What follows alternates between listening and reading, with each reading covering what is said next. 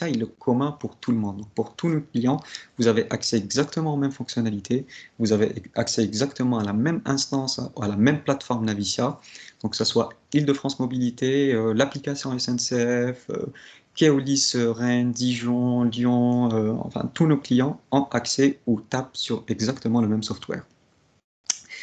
Il n'y a que le silo de données et l'alimentation d'une instance de Navicia qui change d'un client à un autre. Bien évidemment, le périmètre géographique. Donc, je continue. Bien évidemment, l'API qu'on propose est accompagnée d'un service support, donc d'une documentation qui est détaillée, qui est disponible et ouverte pour tout le monde. Donc, qui est accessible via ce lien-là, dans lequel on détaille l'ensemble des fonctionnalités d'un point de vue technique, mais aussi on a une partie fonctionnelle qui explique comment fonctionnent les fonctionnalités. Et on a également ce qu'on appelle le Navicia Playground, donc c'est un outil qui nous permet de jouer au sens propre et figuré avec Navicia, donc c'est un outil qu'on utilise nous en interne par exemple pour jouer directement avec les API Navicia et tester les fonctionnalités directement à la source. Donc pour ce point en particulier, on prévoit de faire une formation plus détaillée sur la partie Playground juste après avoir introduit ou juste après avoir expliqué l'ensemble des fonctionnalités qui sont disponibles dans Navicia. On le verra aussi vers la fin de cette session, je vous le présenterai très rapidement et je vous montrerai comment fonctionne très rapidement cet outil-là, qui nous permet de jouer avec les API Navicia. Donc, le hub de données, on l'a vu tout à l'heure, donc ça agrège tout plein de données. Donc, sur la partie données géographiques, donc on va intégrer les données cartographiques qui viennent d'OpenStreetMap, les données d'adresse qui viennent d'OpenStreetMap également, mais aussi de la base d'adresse nationale ouverte. Et on va également intégrer les points d'intérêt, donc ça peut être tout et n'importe quoi, enfin on peut intégrer tout ce que vous souhaitez. Donc ça peut être soit des POI administratifs, des POI autour de la mobilité ou des POI de loisirs. Et là, pour le coup, on se base sur OpenStreetMap ainsi que des bases publiques ou privées en fonction des clients. Pour les données de transport public, donc, on intègre des données théoriques, temps réel et données de perturbation. Généralement, c'est des données quand c'est des clients de type autorité organisatrice de transport ou transporteur, c'est des données privées, donc c'est des données de transport tout simplement, qu'on intègre via les formats GTFS, Titan ou NetEx. Et parfois également des données publiques ou des données ouvertes qui sont disponibles via les sites qui diffusent les données de transport. Autour des nouvelles données et nouvelles mobilités, donc on va retrouver tout plein de données, donc autour des parkings, des VLS, du covoiturage, de la disponibilité des équipements. Donc tout ça, généralement, ça passe via des API, donc on se connecte on met en place des connecteurs qui nous permettent de récupérer ces informations. Parfois, c'est des API ouvertes, parfois, c'est des API fermées. Donc tout dépend du territoire, tout dépend de ce qui est disponible au niveau du territoire et tout dépend également du client. Donc je testais, je continue, pardon. En matière de temps réel, un petit focus sur le temps réel et le transport en commun. Donc Navicia aujourd'hui propose une couverture temporelle complète. Donc on intègre à la fois les données théoriques, on intègre également pour certains clients ce qu'on appelle les plans de transport adaptés. Donc c'est des plans de transport qui sont mis à jour plusieurs fois par jour. On intègre également les données de perturbation. C'est des perturbations, donc parfois ça passe par l'outil Traffic Report et il y a certains clients qui passent directement par l'API qui permet d'alimenter Navicia en perturbation. Donc c'est des mises à jour qui se font à la demande à tout moment.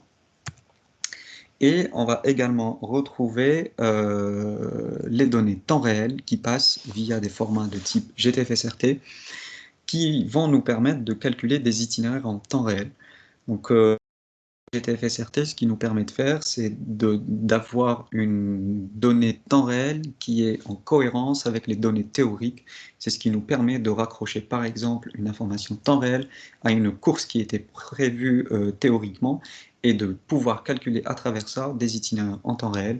Et c'est ce qui nous permet, par exemple, d'anticiper éventuellement dans le calcul de l'itinéraire, d'anticiper une correspondance qui ne marcherait pas à cause d'un retard ou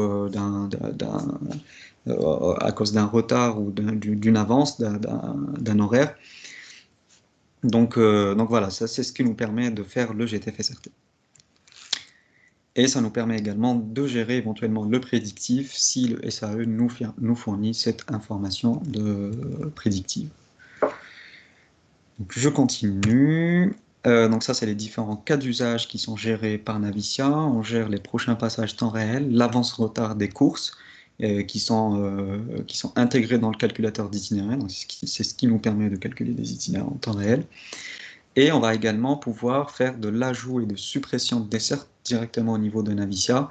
Donc ça, c'est des choses qui se font en temps réel. Donc c'est quelque part, si on essaie de résumer un petit peu tout ça, c'est une modification de l'ensemble du plan ou l'ensemble de la grille horaire d'un réseau en temps réel.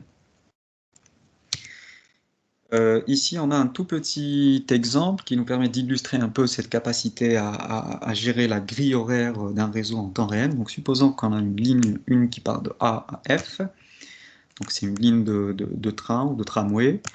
À un certain moment, on a une rupture de caténaire entre B et E. Donc, les stations C et D, finalement, ne sont pas desservies. Au niveau de B, donc on a une possibilité de retournement. Au niveau de E également. Donc ce qu'on va faire ici, en temps réel, on va créer une sorte de sous-ligne 1 du côté gauche et du côté droit qui vont nous permettre de faire tout simplement un retournement et de créer de nouvelles courses entre E et F et F et E. Et ici, on arrêtera les courses qui partaient de A à B au niveau de B et recréer d'autres courses qui partent de B vers A. Donc tout ça va être intégré en temps réel dans Navicia. Donc on va supprimer des courses, rajouter des courses, modifier des dessertes, et tout ça se fait en temps réel. Et bien évidemment, l'utilisateur ou le voyageur est informé en temps réel. Bien évidemment, le prérequis pour avoir tout ça, c'est la donnée de temps réel. Et cette donnée doit être transmise dans un format standardisé, type GTF-SRT ou Siri-ET. Et c'est ce type de format qui nous permet de gérer dans le calculateur d'itinéraire ces différents cas d'usage. Je continue. Donc ça, c'est les fonctionnalités Navicia. On les a vues. On va les voir en détail par la suite. Un petit mot sur l'intelligence de Navicia et de ce que propose Navicia. Donc Navicia est interopérable et paramétrable. Donc les API qui sont utilisées par les médias, par les sites web, par les applications et parfois même par des bornes d'affichage des prochains passages, donc ils se basent sur des API qui sont interopérables et paramétrables.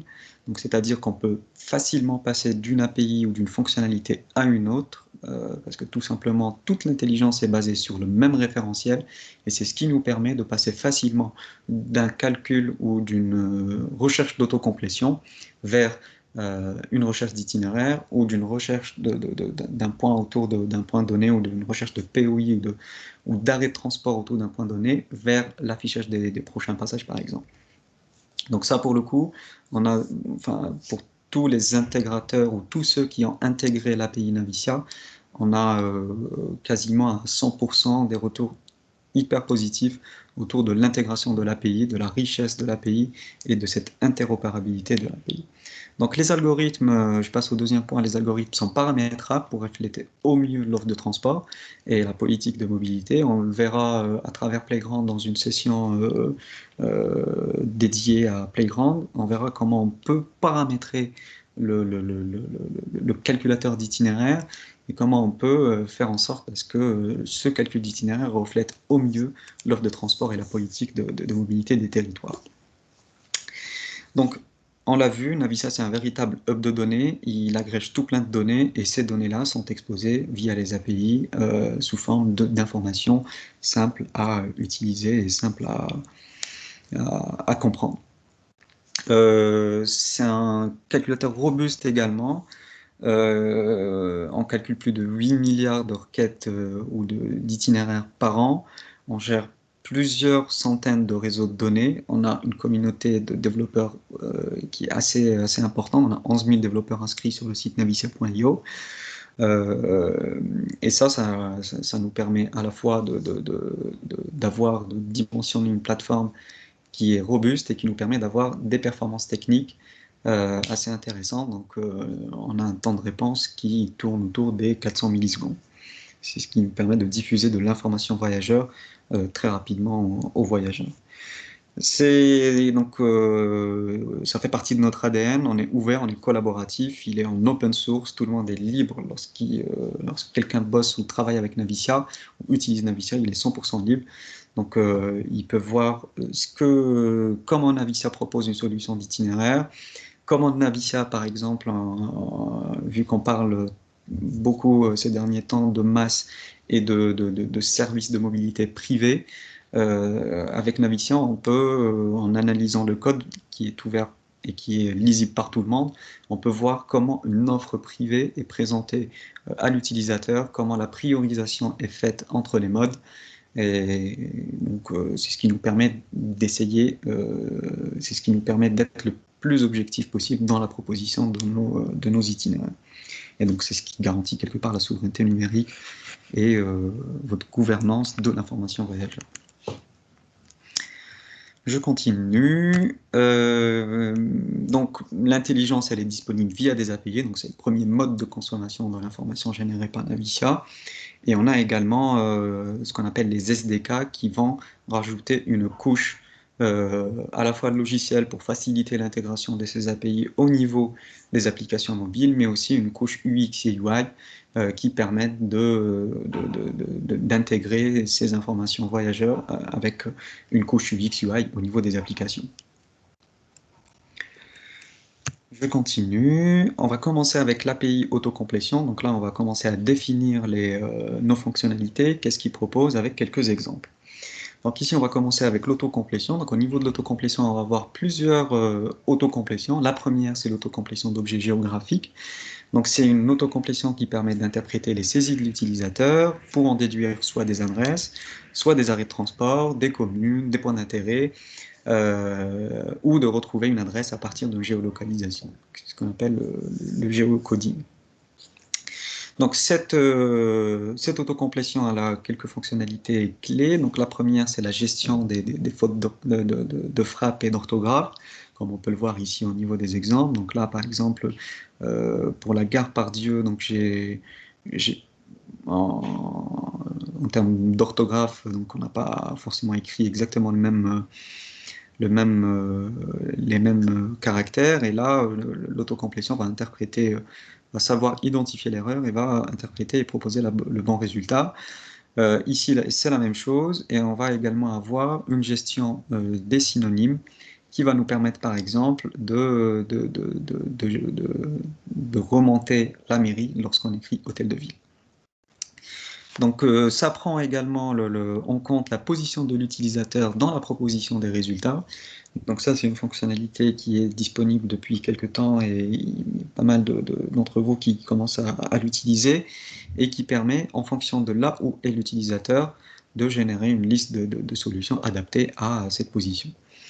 Donc nos sources de données ici, on se base sur OSM, OpenStreetMap, on intègre Labano et on intègre également la base de données des clients pour intégrer les arrêts de transport. Et pour les POI, donc c'est soit des POI privés ou on intègre depuis OSM.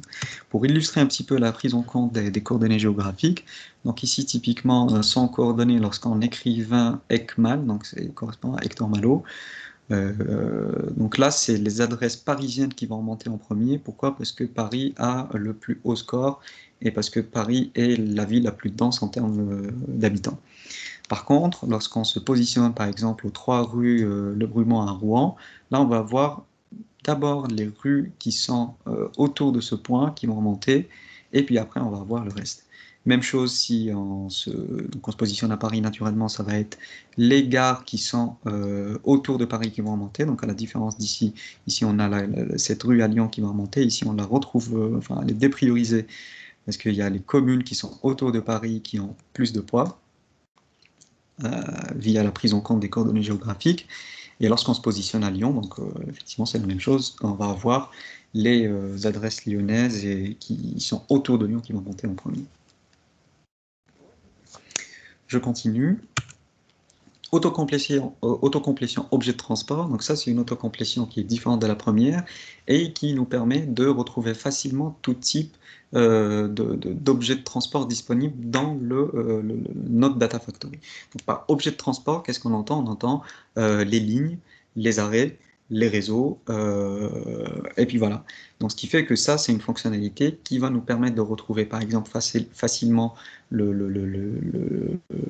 lignes qui sont, ou de rechercher facilement des lignes et des arrêts disponibles dans un réseau donné. Donc ici, je vous ai mis un exemple du NWS, qui est le Navicia Web Solution, notre solution web d'information voyageurs. Donc lorsqu'on recherche les prochains passages au niveau du NWS, on peut soit sélectionner un arrêt ou sélectionner une ligne pour afficher les prochains passages au niveau de cette ligne ou de cet arrêt. Donc pour pouvoir faire cela, on passe par cette autocomplétion d'objets de transport qui nous permet de retrouver facilement les lignes et les arrêts en même temps. Voilà, je continue. Le géocoding, c'est ce qui nous permet de convertir une adresse en coordonnées géographiques et vice-versa. Donc ici, par exemple, donc en fonction de là où je suis, ma position, Navicia va interpréter ma position, il va me proposer, enfin il va me donner l'adresse qui correspond à la position que j'ai donnée à Navicia. Donc voilà, je crois qu'on a terminé la partie autocomplétion. Est-ce que vous avez des questions sur cette partie-là ou sur ce groupe de fonctionnalités? S'il y a des questions dans Teams, Marie-Ève, si tu peux me les lire. Ou sinon on continue d'avancer s'il n'y a pas de questions.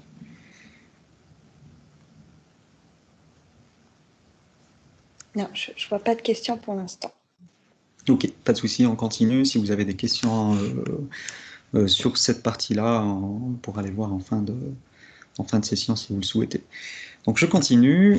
Les API recherche. Donc les API recherche, donc on va retrouver plusieurs API ici aussi. L'API autour de moi, assez classique comme fonctionnalité, ça nous permet de récupérer l'ensemble des points d'intérêt intégrés dans le hub de données et autour d'une coordonnée géographique ou d'une adresse ou d'un arrêt autour d'un point donné. Donc cette fonctionnalité va nous permettre d'afficher autour du point qu'on a introduit les arrêts de transport, les points de mobilité, donc les stations VLS, les P+R, les parkings P+R, et autres types de points d'intérêt. Ça intègre également des données de temps réel lorsqu'elles sont disponibles et prédictives. Typiquement sur les disponibilités de places et de vélos au niveau des stations VLS. Donc, lorsqu'on recherche un point lorsqu'on recherche les points ou les stations VLS autour d'un point donné, et que Navicia intègre la disponibilité en temps réel des places et des vélos au niveau de ces stations, donc on va les remonter également dans cette fonctionnalité. On a également la possibilité de filtrer par objet, donc on peut par exemple demander uniquement les stations VLS, on peut demander uniquement les stations de bus, on peut demander uniquement les arrêts de transport, etc. etc. En matière de sources de données, donc on va retrouver, vu qu'on manipule des POI, on va retrouver de l'OpenStreetMap, on va retrouver des données POI privées éventuellement, on va retrouver des connecteurs temps réel pour les parkings P+R et les VLS. On va également retrouver la base de données de transport du client pour afficher les stations et les gares dans cette fonctionnalité autour de moi. Je continue. La fonctionnalité exploration, c'est une fonctionnalité qui nous permet d'explorer ce qui est disponible en matière d'objets de transport dans un territoire donné ou au niveau d'un réseau. Donc ça retrouve facilement les réseaux, les lignes, les points d'arrêt disponibles dans un territoire tout simplement. Donc ça récupère les objets de transport de différentes façons. Donc on peut soit demander les lignes uniquement, on peut demander les arrêts de transport uniquement, etc. et on a la possibilité de filtrer sur un ou plusieurs types d'objets de transport. Donc typiquement, si moi par exemple je déménage à Lyon par exemple et que je souhaite connaître l'ensemble des lignes des tramways ou les lignes de bus disponibles au niveau de Lyon, donc je vais avoir la possibilité de demander ça à un Navicia qui va me lister l'ensemble des soit des lignes, soit des arrêts, soit des modes disponibles au niveau de cette ville. Je continue. Alors, on a terminé la partie API recherche. Est-ce que vous avez des questions sur la partie API recherche?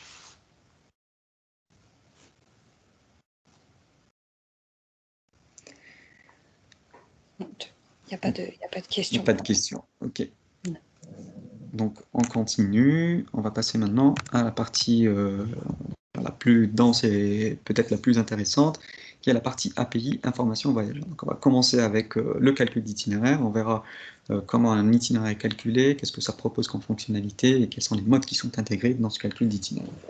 Donc la fonctionnalité calcul d'itinéraire, c'est une fonctionnalité qui nous permet de calculer les itinéraires multimodaux et intermodaux entre deux points géographiques donnés. Donc ce calculateur va combiner plusieurs modes de transport en privilégiant bien évidemment le transport en commun, et on verra dans quelques instants comment le transport en commun est privilégié. Donc les fonctionnalités clés, c'est donc on a un calculateur qui est distribué et modulaire, on verra par la suite qu'est-ce que cela veut dire. On a un paramétrage et filtrage très flexible également au niveau du calculateur. On peut modifier ou intervenir sur les durées maximales de marche à pied, les durées maximales de vélo, sur le filtrage et le paramétrage des modes qu'on souhaite voir dans la recherche d'itinéraire. Ça gère effectivement un grand nombre de modes de transport. On a un système de filtrage, comme je viens de le dire, assez poussé. Ça gère les perturbations, donc ça intègre les perturbations dans le calcul d'itinéraire en contournant si le calculateur identifie une perturbation bloquante. Et ça gère également le temps réel. Donc lorsqu'on alimente le calculateur d'itinéraire avec un flux de type GTFSRT ou SiriET, le calculateur sera en mesure de me calculer ou calculer des itinéraires en temps réel. Donc les sources de données, ça peut être un calculateur externe, on verra par la suite comment les calculateurs externes sont gérés, la base de données de transport théorique est temps réel, et les flux de perturbation. Donc le paramétrage de base lors d'une recherche d'itinéraire sans, et ça c'est des paramètres obligatoires, c'est le point de départ, le point d'arrivée naturellement. On peut paramétrer l'eurodate et le critère de temps. Je veux partir à telle heure ou je veux arriver à telle heure, telle date. On peut sélectionner les différents modes de transport que je souhaite utiliser lors de mon déplacement, et ça gère également les différents profils de voyageurs pour pouvoir adapter au maximum la recherche d'itinéraire au profil des voyageurs. En matière de paramétrage, donc on vient de les voir, le point de départ et le point d'arrivée, ça peut être soit une géolocalisation, ça peut être une adresse, ça peut être un POI, une zone d'arrêt, une commune ou un code postal. Le voyageur, donc, comme je viens de le dire, peut indiquer le critère partir après ou partir avant, et il peut bien évidemment indiquer la date et heure de son déplacement. En matière de mode de transport, donc, le voyageur peut, ou celui qui va utiliser l'API Navicia pour réaliser son application, peut proposer à ses voyageurs de sélectionner les différents modes de transport en commun, donc le transport en commun et le transport à la demande. Il peut proposer la voiture, le covoiturage et le taxi, et il peut également leur proposer les modes doux, donc la marche à pied, le vélo et le vélo en libre-service. En matière de profil de voyageur, donc le voyageur ou encore une fois celui qui utilise l'API Navicia pour proposer des solutions d'information voyageur, il peut proposer à ceux qui utilisent cette application de modifier la vitesse de déplacement de marche à pied en vélo. Donc soit il propose des catégories, ou il peut carrément proposer des valeurs de vitesse s'il le souhaite. La capacité à se déplacer, donc ça c'est plus pour des critères d'accessibilité. Donc c'est est-ce que l'utilisateur est un usager de fauteuil roulant ou à mobilité réduite. Ses préférences en matière de réseau, de mode et de lignes de transport. Par exemple, un utilisateur peut souhaiter éviter une ou plusieurs lignes, un réseau, une station, un mode, ou forcer le calcul sur une ou plusieurs lignes, plusieurs réseaux ou stations. Donc, pour le premier cas, c'est par exemple, je veux éviter la ligne 13 à Paris parce que je sais qu'elle est généralement bondée, donc je veux l'éviter. Et pour le deuxième cas, ça peut être par exemple, moi je souhaite effectuer mes déplacements uniquement en bus parce que j'ai du temps et parce que j'aime bien circuler en surface. Donc tout ça, c'est des fonctionnalités qui sont disponibles à celui ou c'est des fonctionnalités que peut utiliser celui qui va intégrer l'API de Navisia. Et bien évidemment, encore une fois, c'est des choses qu'on verra dans une autre session et qu'on manipulera via l'outil Playground. Donc, le calcul d'itinéraire, comment il est fait? Quelles sont les grandes étapes de calcul d'itinéraire? Donc, on commence tout d'abord par rechercher l'ensemble des arrêts de transport accessibles autour d'un point donné, donc autour du départ et autour du point d'arrivée. Par la suite, on calcule l'ensemble des solutions entre les points sélectionnés, donc entre les arrêts de transport en commun sélectionnés. On crée une sorte de matrice pour identifier les différentes solutions. On effectue un tri sur ces solutions-là pour essayer de proposer les itinéraires les plus intéressants et les plus pertinents pour le voyageur. Et puis après, on fabrique la réponse finale avec toutes les informations qu'il faut pour le voyageur. Comment cette première étape est faite?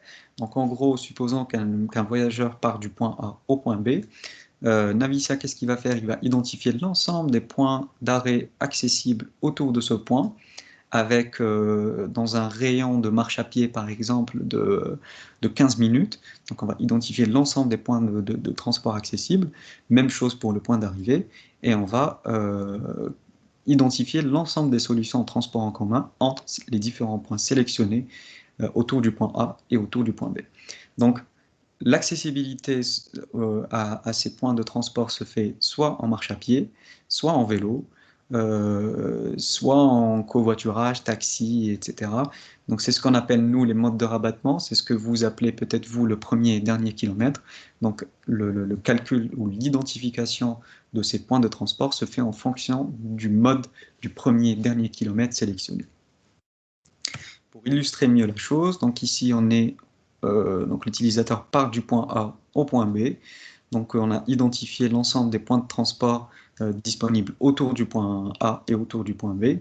Ici, il se trouve que le point A est un arrêt de transport, le point B également. On va construire une matrice qui va lister l'ensemble des solutions de transport en commun. Ici, elles sont représentées en flèche verte.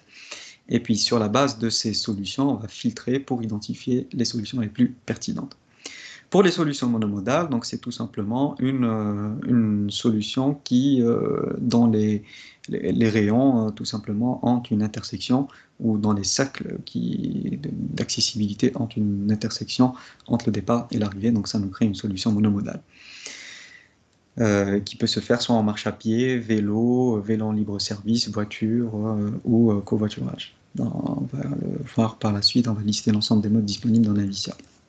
Donc sur la base des différentes solutions de transport en commun identifiées entre ces arrêts de transport, on va effectuer un filtrage et on va trier toutes ces solutions pour générer ce qu'on appelle une liste de solutions. Et cette liste de solutions est censée contenir les solutions les plus pertinentes pour le voyageur et qui correspondent à ces critères qu'il a introduits dans sa demande. Donc ici, en gros, les itinéraires qui seront conservés, c'est les itinéraires qui arrivent, qui sont entre l'itinéraire direct et l'itinéraire qui arrive le plus tôt, et on va supprimer les itinéraires qui arrivent plus tard et qui sont complexes. Donc, par complexe, on entend qui ont beaucoup de correspondances.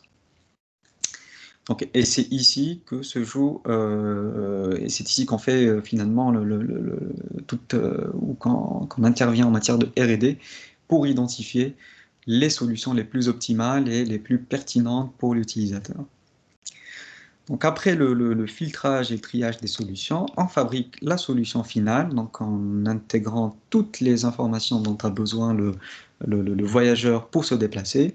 Donc on va retrouver la durée, la distance, les enchaînements des modes, tous les horaires de toutes les étapes, le guidage pour les modes de rabattement ou les modes qui nous permettent de prendre la première section transport en commun et d'arriver pour arriver au point d'arrivée, les perturbations associées s'il y en a, etc. Donc on va retrouver toutes les informations dont a besoin l'utilisateur pour effectuer son déplacement.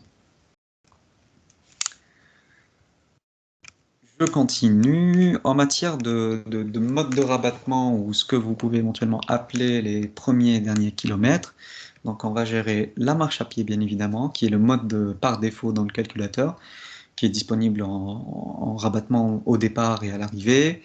Donc le calcul se fait par Navicia. L'algorithme tire parti des propriétés d'accessibilité de chaque tronçon, donc ça nous évite de passer par exemple par les autoroutes, les voies rapides, etc. Le vélo personnel également, donc c'est intégré dans Navicia, le vélo en libre service, la voiture personnelle en rabattement via des parkings P+R ou en bout à bout. Pour la voiture personnelle, donc le calcul peut être effectué par Navicia sur la base des données OSM, donc c'est un calcul d'itinéraire théorique, ou par un calculateur externe, on le verra par la suite, qui va nous permettre de faire du temps réel voiture ou du prédictif lorsqu'on effectue un calcul d'itinéraire dans le futur. Le covoiturage, donc même chose, c'est un mode qui est disponible en rabattement de départ et à l'arrivée et en bout à bout.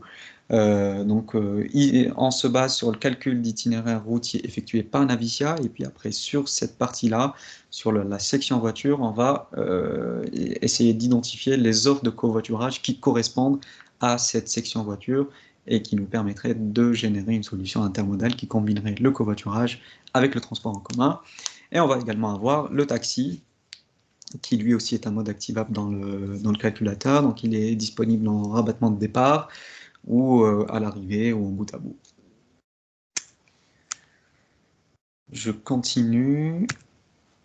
Toujours sur la partie calcul d'itinéraire, donc on va faire un petit focus sur le calcul d'itinéraire distribué et modulaire, et c'est ce qu'on appelle Navicia Intermob. Donc ce calcul distribué et modulaire, il va nous permettre de faire appel à des calculateurs externes pour générer des itinéraires intermodaux. Donc c'est un système qui nous permet d'agrémenter le calcul à travers des données plus pertinentes et des données dont nous ne disposons pas.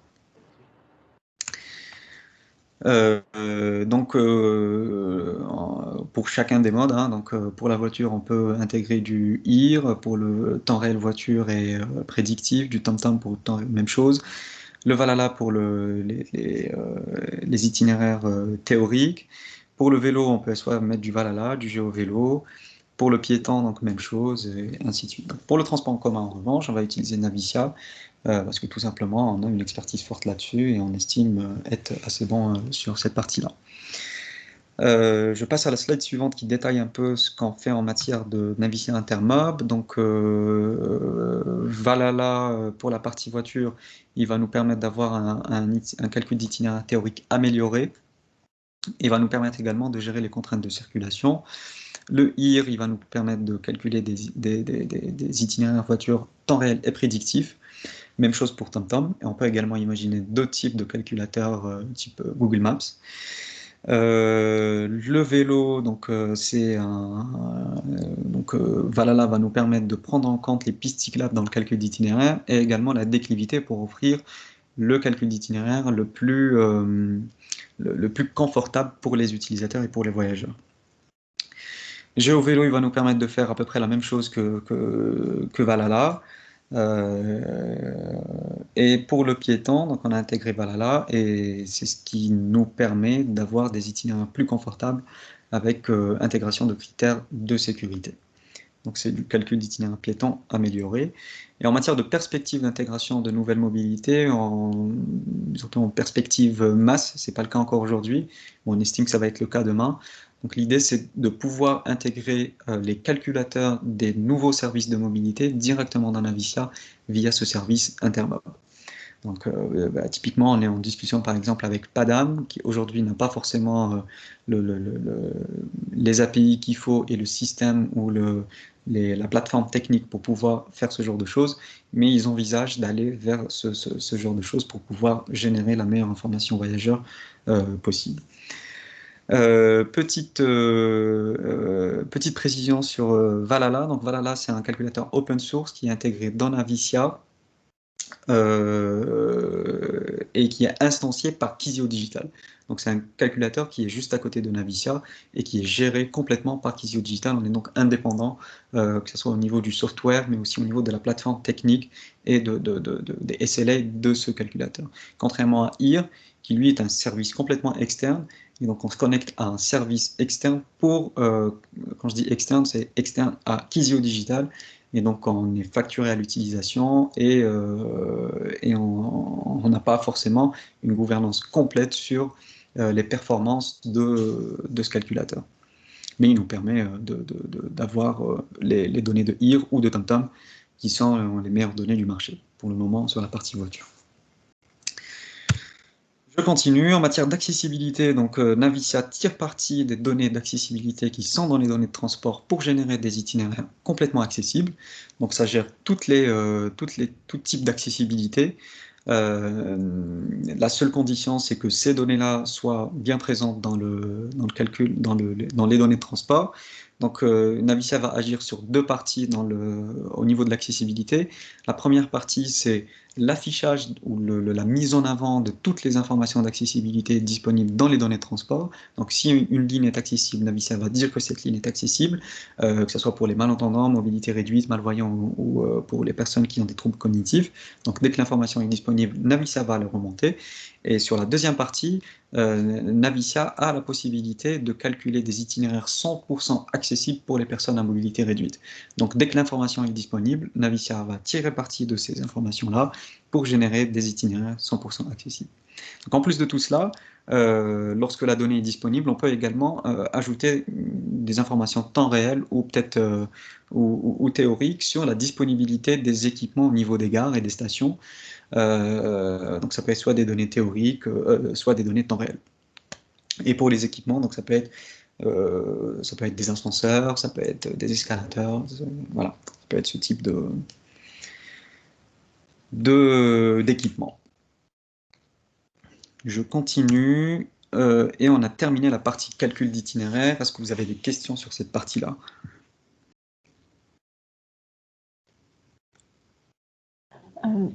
Bonjour.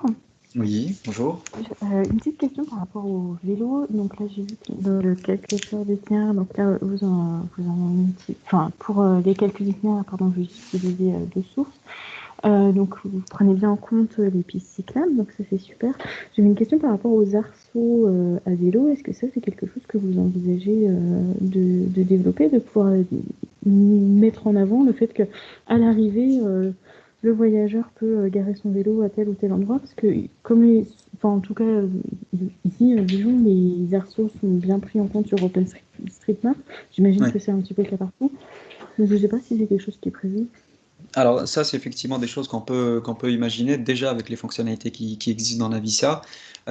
Typiquement, si on calcule un itinéraire vélo au niveau du point d'arrivée, ce qu'on peut faire, c'est qu'on peut calculer ou demander une recherche autour de moi avec un filtre arceau vélo et qui va nous remonter dans un rayon, par exemple, tout dépendra de l'utilisateur, par exemple un rayon de 10 mètres, 20, voire 100 mètres. Quels sont les arceaux disponibles et l'utilisateur il pourra avoir cette information directement. Donc, la condition pour pouvoir faire ça, il faut intégrer les données, si les données sont dans OpenStreetMap, donc on pourra les intégrer facilement dans Navicia. Et la deuxième chose, c'est au niveau de l'application, il faudrait rajouter, par exemple, si je reviens ici, supposons qu'on a du vélo à ce niveau-là. Donc là, par exemple, si je déroule ma feuille de route, on peut faire un appel à cette fonctionnalité autour de moi et dire à l'utilisateur que dans un rayon par exemple 50 mètres, il y a 2 arceaux disponibles. Donc à toi de sélectionner celui qui t'intéresse le plus. Ok. Donc voilà, je t'en prie. Est-ce qu'il y a d'autres questions?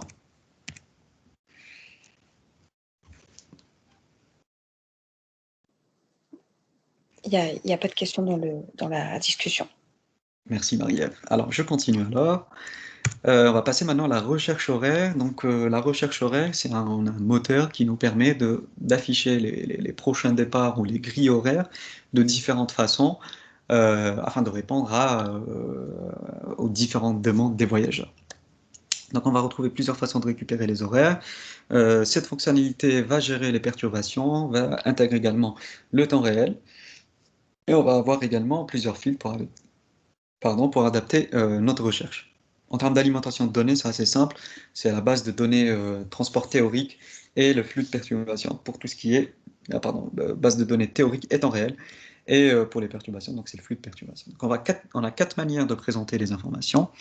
On va avoir les prochains départs et arrivées à une station, les prochains départs par ligne et par direction, les prochains départs par ligne et par terminus, et les grilles horaires complètes d'une ligne.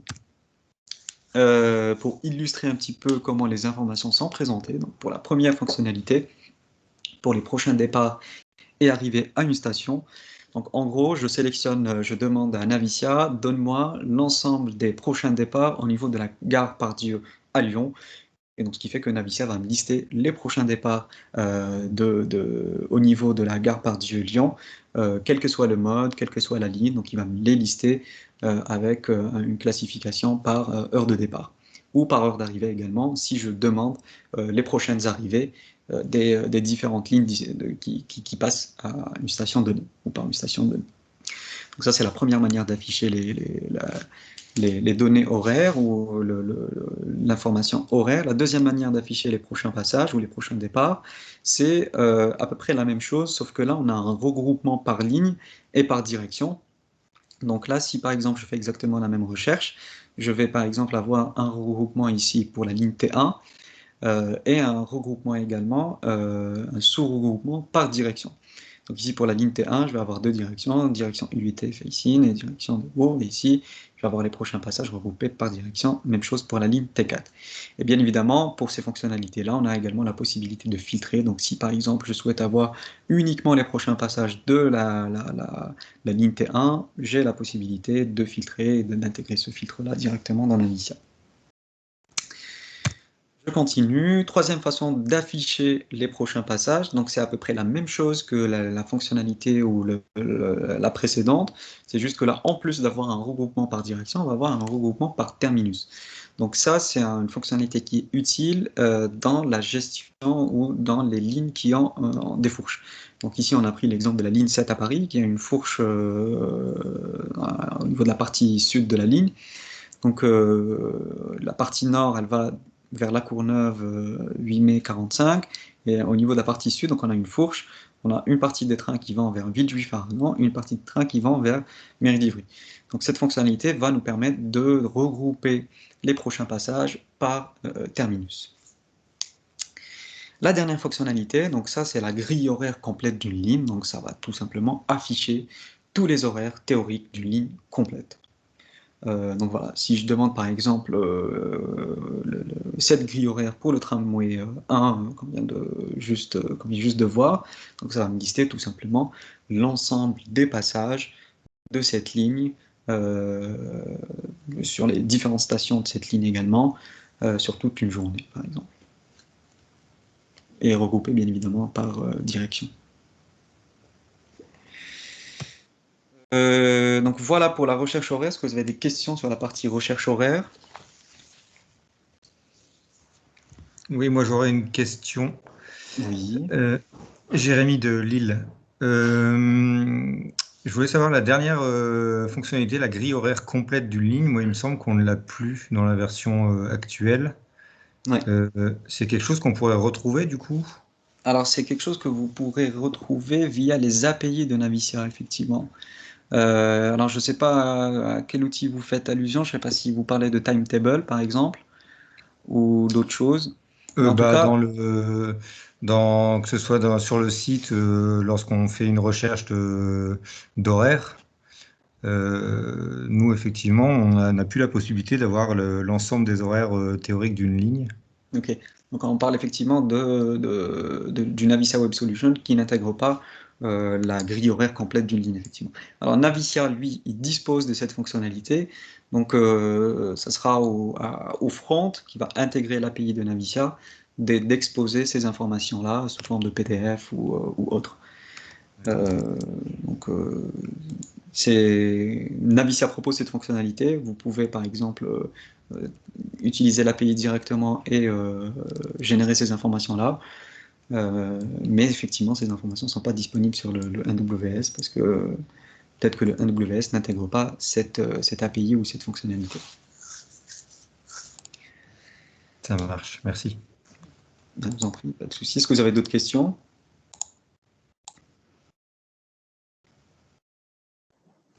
Tu peux continuer.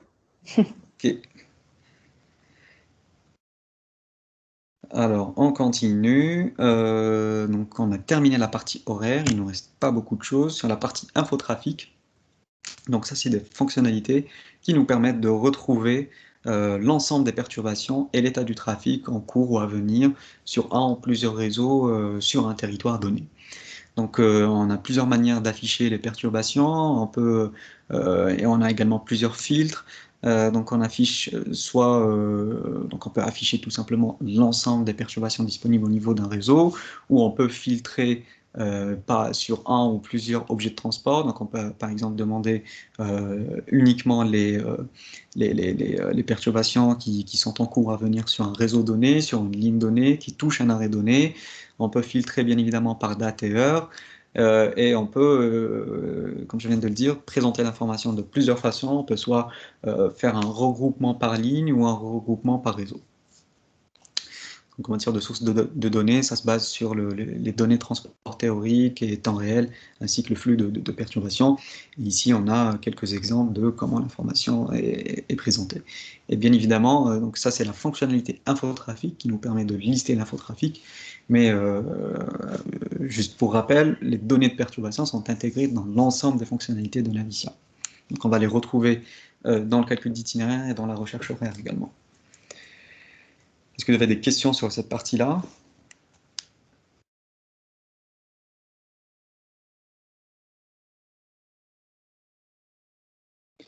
Ok, je continue alors. Hop. Dernière fonctionnalité, donc c'est la fonctionnalité isochrone. Donc la fonctionnalité isochrone, qu'est-ce qu'elle nous permet de faire? Elle nous permet de calculer l'accessibilité d'un territoire géographique en transport en commun pour un budget temps donné. Donc ça, en gros, ça nous dessine des cartes et ça nous permet de déterminer jusqu'où on peut aller en transport en commun ou jusqu'où on peut aller en un temps donné. Donc ici, on a un tout petit exemple. Donc on est par exemple à Paris et là, on a une carte qui nous dit que en 7 minutes 30, on peut aller jusque là où c'est vert ici. En 1 heure, on peut aller jusqu'à là où c'est rouge ici.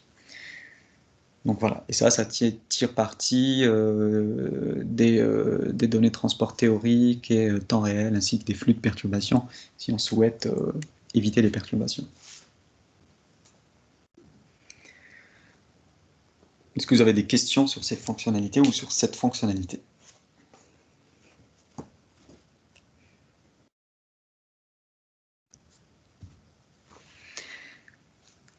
Sur Teams, je vois qu'il n'y a pas de questions. Alors, on est arrivé au bout de la présentation. Est-ce qu'il y a d'autres questions sur d'autres parties où vous souhaitez avoir un peu plus de détails sur une partie de la présentation ou,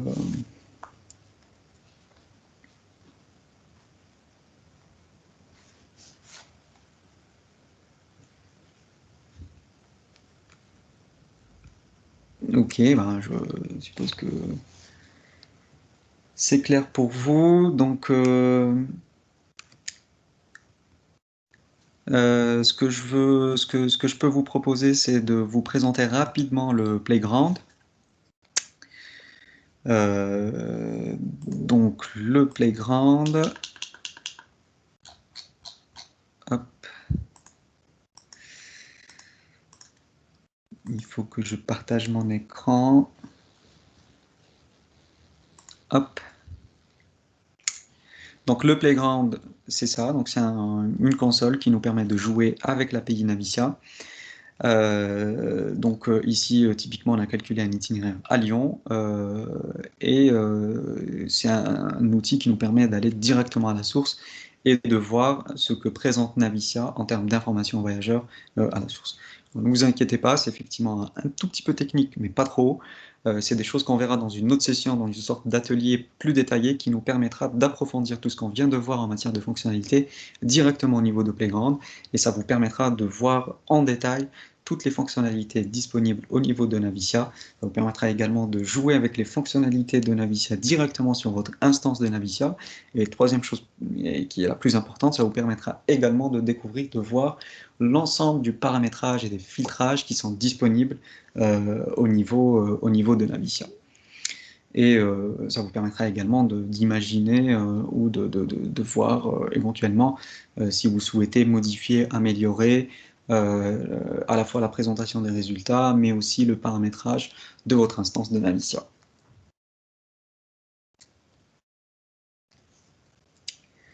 Alors moi j'ai terminé, du coup, si vous n'avez pas d'autres questions ou des remarques ou des commentaires sur le sujet, je laisse la main à Marie-Ève pour clôturer la session. Merci beaucoup, Wassim. Écoutez, donc si vous n'avez pas de questions, je vous propose de clôturer donc cette formation pour l'instant. Je vais juste vous envoyer par mail du coup le petit questionnaire de satisfaction, voilà, juste pour avoir un retour, voilà, pour qu'on puisse un petit peu améliorer nos prochaines sessions. Et puis merci à tous de vous être rendus disponibles. Et puis on espère que ça vous aura plu et que vous aurez appris des choses. Ah, je vois que Corinne a une question. Oui. Corinne Blotio. Je voulais savoir si on avait besoin de davantage de détails. Je pense notamment à l'accessibilité et à l'intégration de l'aspect covoiturage. Donc des informations complémentaires. À qui peut-on s'adresser ? Alors pour les informations complémentaires autour de la fonctionnalité, vous pouvez me contacter directement et pour toute question fonctionnelle, il n'y a pas de souci. Donc pour information, pour le covoiturage, nous on a intégré le covoiturage en mode bout à bout et en combiné avec le transport en commun.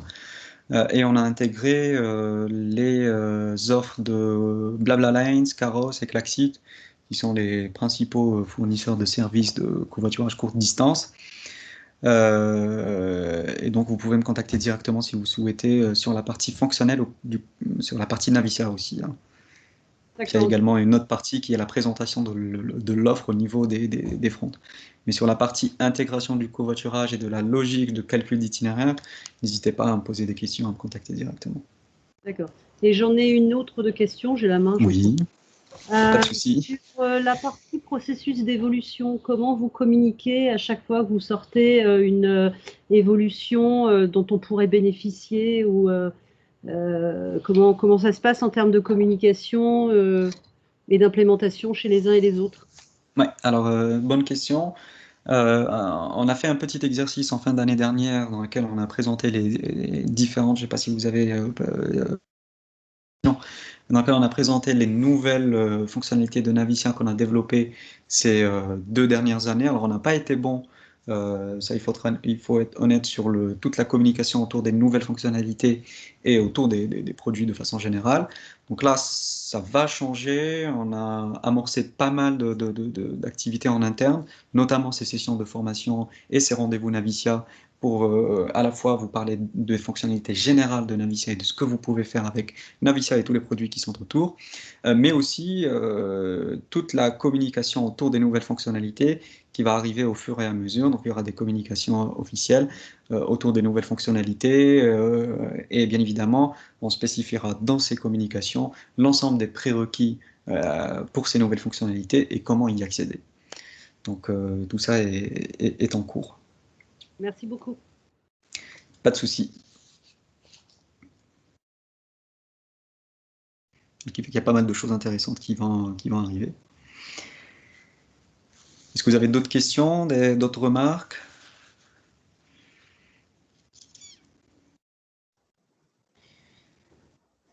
Bon, bah, merci beaucoup. Merci Wassim, merci à tout le monde. Et puis, bah, on vous souhaite une bonne fin de journée.